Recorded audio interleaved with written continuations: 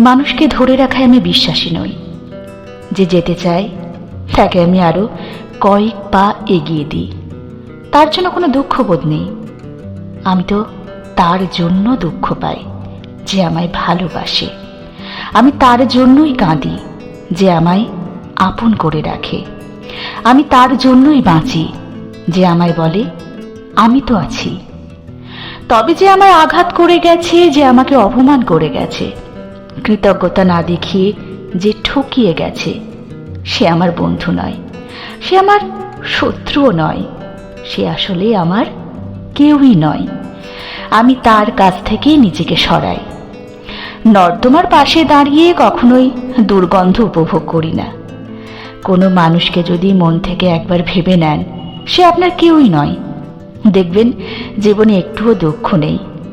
যে আপনার সাথে দুর্ব্যবহার করে, আপনাকে ঠকায়, আপনার বিশ্বাস ভেঙে দেয়, তাকে আপনি শত্রু ভাববেন না।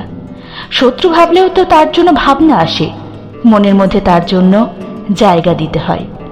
কিন্তু মন থেকে যদি একটিবার মেনে নিতে পারেন সে আপনার কেউই না, তাহলে জানবেন এই জীবনে আপনি জিতে গেলেন।